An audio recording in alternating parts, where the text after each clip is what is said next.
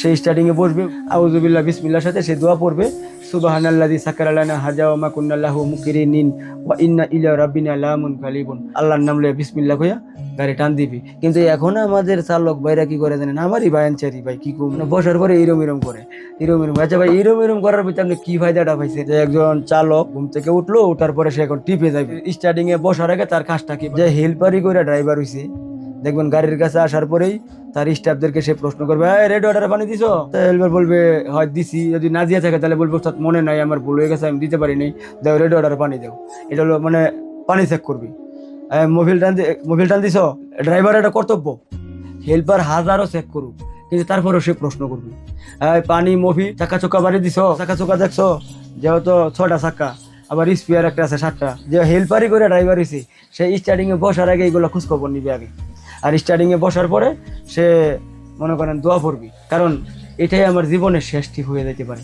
সেই স্টার্টিং এ বসবে, বসার পরে আউযুবিল্লাহ বিসমিল্লাহর সাথে সে দোয়া পড়বে, সুবহানাল্লাযী সাক্কারা লানা হাযা ওয়া মা কুন্না লাহু মুকরিনিন ওয়া ইন্না ইলা রাব্বিনা লামুনকালিবুন। সেই দোয়াটা পড়ে নিবে, আল্লাহর নাম লয়ে বিসমিল্লাহ কইয়া গাড়ি টান দিবি। কিন্তু এখন আমাদের চালক ভাইরা কি করে জানেন, আমারই বায়ানচারি ভাই কি কমু, মানে বসার পরে এরম এরম করে, এরম এরম। আচ্ছা ভাই, এরম এরম করার ভিতরে আপনি কি ফায়দাটা পাইছেন? ওই ফায়দাটা পাইছেন, এরম এরম করলে কি হইব? বা কোনো জায়গায় রাস্তাটা কবরস্থান পাইছে, এই একবারে মনে করেন ব্রেক বুরেক করে হয় না, এরম এরম করতে থাকে, এগুলো বেদাতি কাজ ভাই। হ্যাঁ, স্টার্টিং এ বসছেন, আপনি দোয়া পড়েন। যখন আপনি যানবাহনের দোয়া পড়বেন, আল্লাহর রহমতে এই গাড়ি আল্লাহর হেফাজতে চলবে। কারণ একজন চালকের অনেকগুলো দায়িত্ব থাকে ভাই।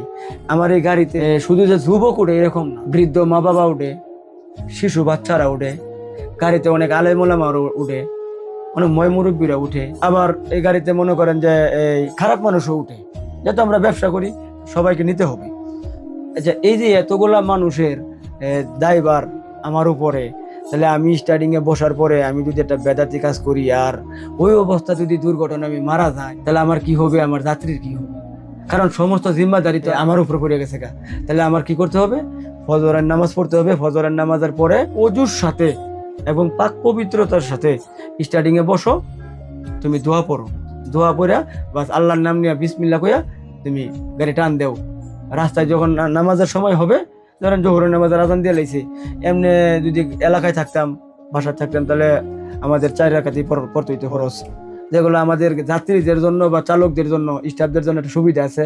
আমি আলেম আমাকে জিজ্ঞাসা করছি, যেহেতু আমি আলেম না, তো বলছে আমরা 2 রাকাত পড়লেই হবে।